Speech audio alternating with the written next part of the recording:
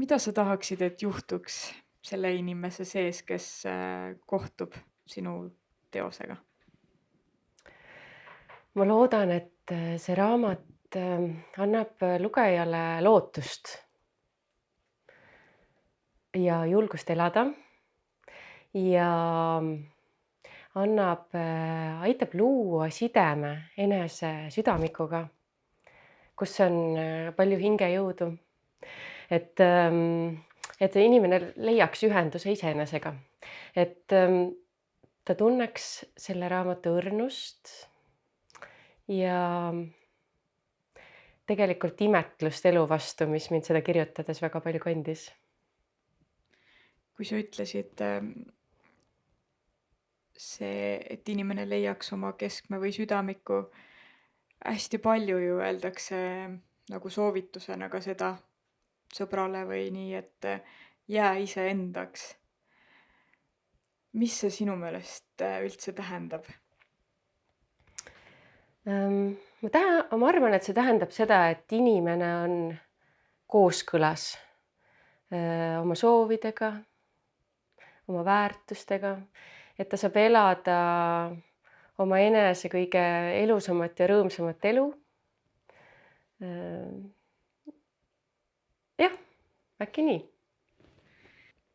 Kuidas sa autorina ära tunned, et teos on õnnestunud? No kui ta ei ole õnnestunud, siis ma ju ei avalda teda.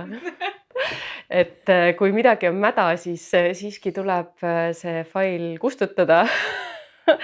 Et kirjutades ma tegelikult olen väga aeglane kirjutaja, et ma kogun väga kaua. See on umbes nagu vanaema, vanaisa õunavein keldris, mis muudkui seal podiseb ja käärib ja üks hetk lööb kork maha ja siis tuleb hakata trükkima. Ja siis ma üldiselt peale seda hakkan ainult kustutama, et ma usun, et vähem on rohkem, et vähestes sõnades võib olla väga suur mõte, et argises võib olla väga palju võlujõudu. Sellest ma lähtusin ka seda romaani kirjutades ja mõtlesin ka sellele, et see raamat kannaks minu kirjutaja häält või kannaks neid asju, mis mulle on elus olulised, millesse ma ise usun, nagu selline eluringsus või kestlikkus, mõelda sellele, mis oli enne meid ja mis tuleb pärast meid, mõelda sellele, et mida sealt põrandast siis minema tantsida ja mida kaasa võtta, mis inimest edasi toetab. Aga kuidas sellest argisusest ikkagi üles leida see, mis väärib üles kirjutamist? Selles mõttes, et me ju kõik elame oma elukesi ja käime tööl ja mõtleme oma tavalisi mõtteid aga miks siis inimesi peaks huvitama sellest lugeda? See väikesesse on sageli destilleerunud mingi essents, mis on meile igapäevaelus oluline, sest iga päev ei ole pidu ja ei ole iga päev võimalik midagi tähistada, siis võib mõelda sellele, mis on meile olulised teemad või asjad,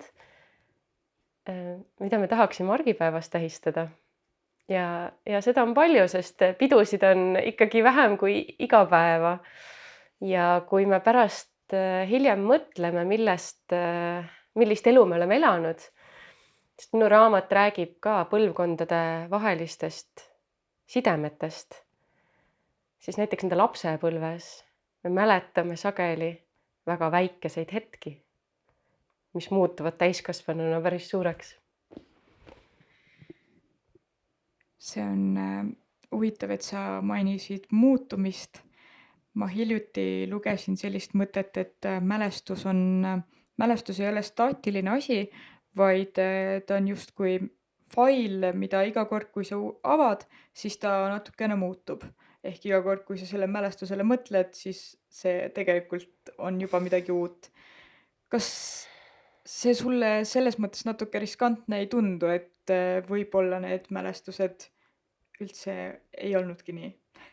Aga see ei ole ka oluline, et mälu on hästi isiklik, mälu ongi muutlik, et selle raamatu või eesmärk ei olnud kirjutada mälestusi, see raamat räägib inimese jõust ja inimese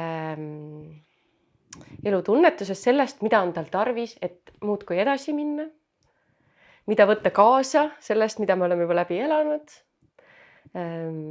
mis võib muutuda millekski uueks. Jah, tõsi on, et seal on ikkagi raskeid hetki ja näiteks valu ja leina ka omajagu selles teoses.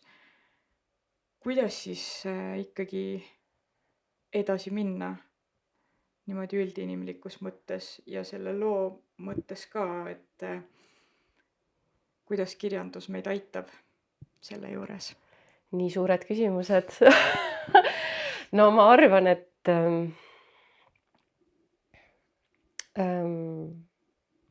maailma on kõige parem kirjeldada nii, kui tunded ja mõistus on tasakaalus. Me oleme hästi mõistuslikud olendid, aga me kipume võib-olla oma tundeid hülgama, eriti keerulisi tundeid.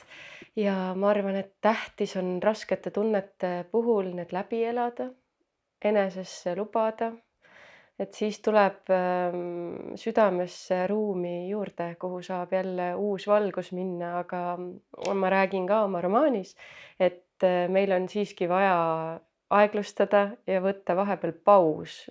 Me ei saa lõputult kiirendada, kuigi maailm seda meie ümber teeb.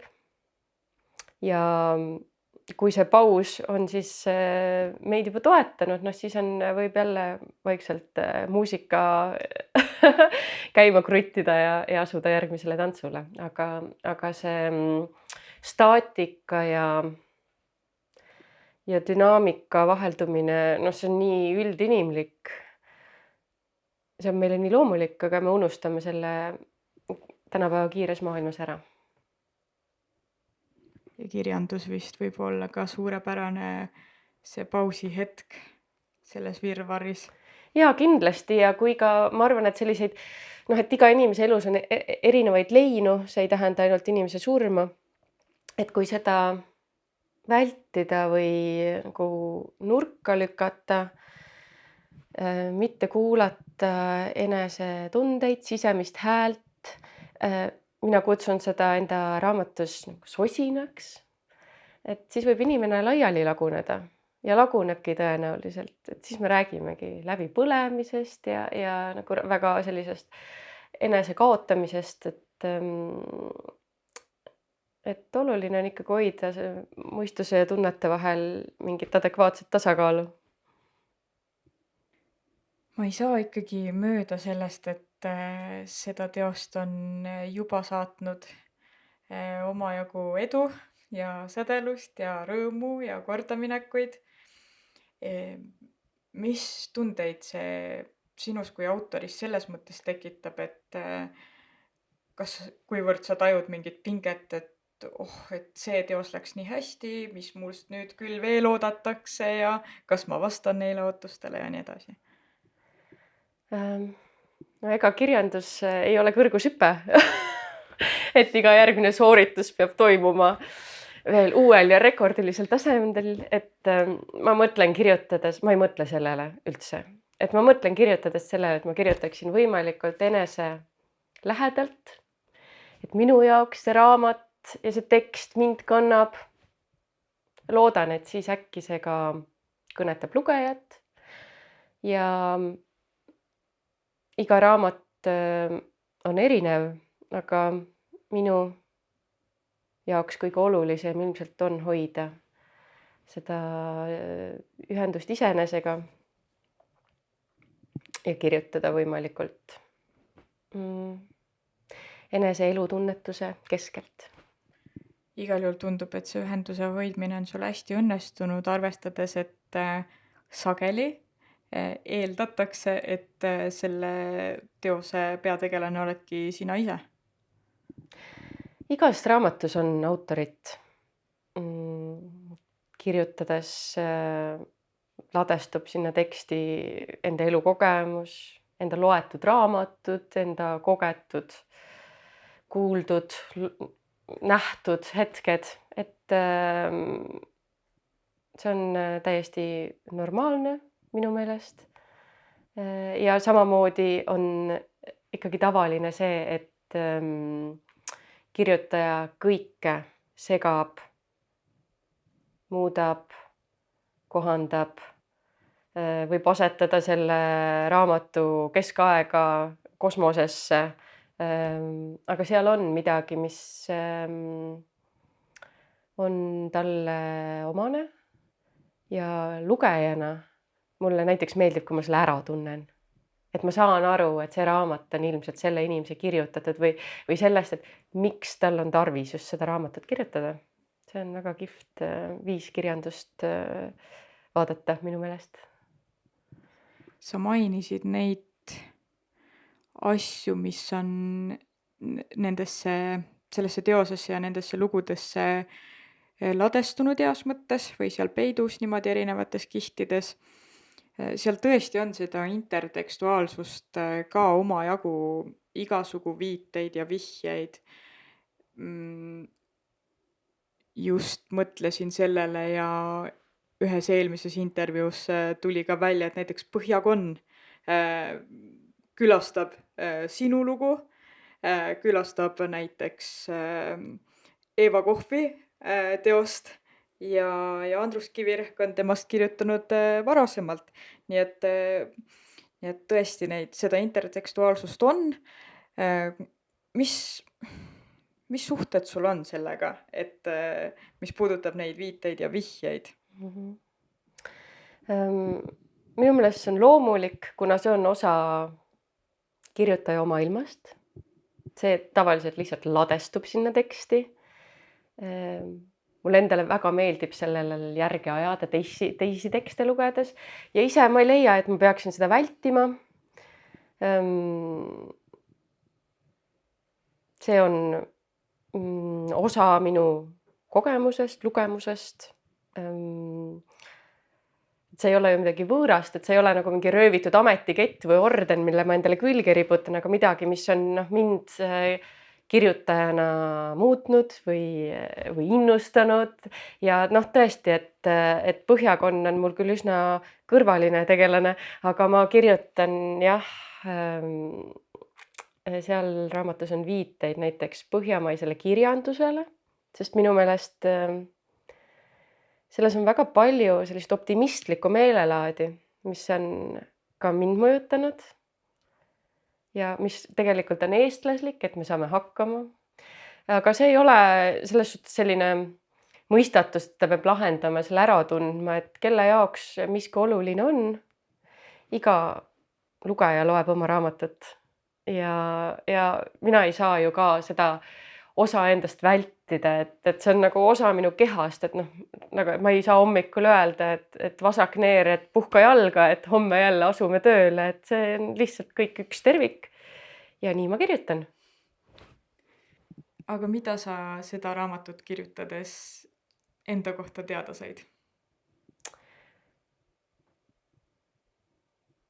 Ma mõtlesin hästi palju sellele, et kui ma kirjutan lastele, siis ma kirjutan sellise hästi hoogsa huumoriga, bravuuriga, suure soojusega. Ja seda raamatut kirjutades, see tuli mul nii südamest, et ma mõistsin, kui palju on selles raamatus õrnust ja kui palju on olnud õrnust minu perekonnas ja minu perekonna naistes, sellist kombinatsiooni julgusest ja teatud pehmusest, sellisest pehmest jõust. Ja ma tundsin selle ka eneses ära. Ja ma päris sageli nüüd mõtlen selle peale, et kuidas hoida seda jõu ja õrnuse tasakaalu. Et oleks hea olla. Ja kuidas õnnestub praegu? Tasapisi. Aga kui sa mõtled sellele kirjutamise protsessile veel, mis on olnud kõige hirmsam või kõhedam või väljakutsuvam selle teose loomise juures? Tegelikult ei olnud midagi hirmsat. Pigem on see tunne, et ühel hetkel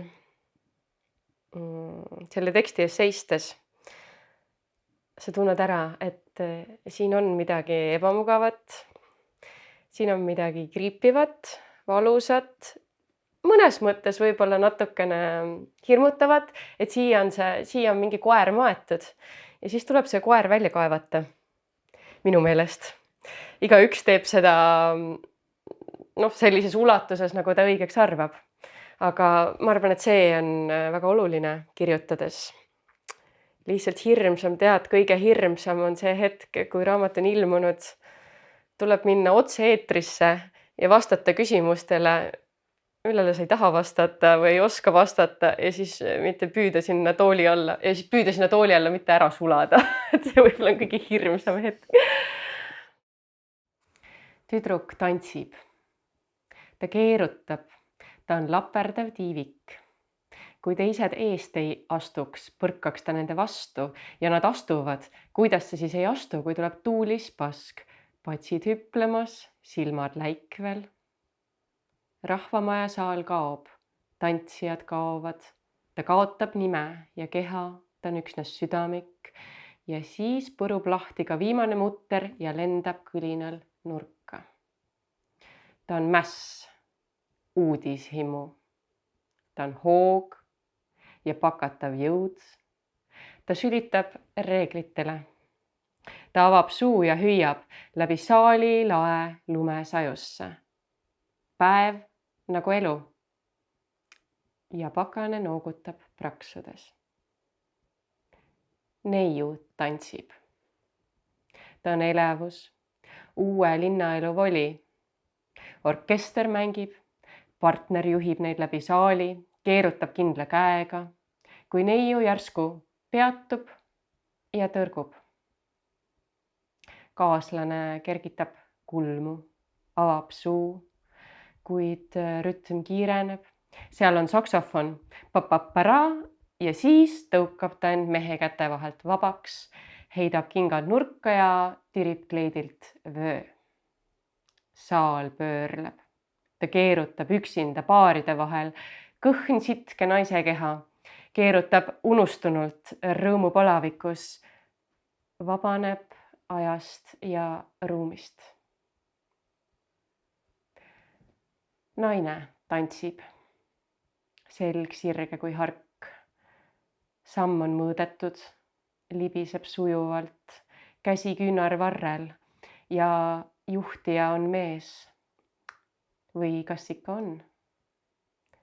Ta tantsib julgust ja lootust.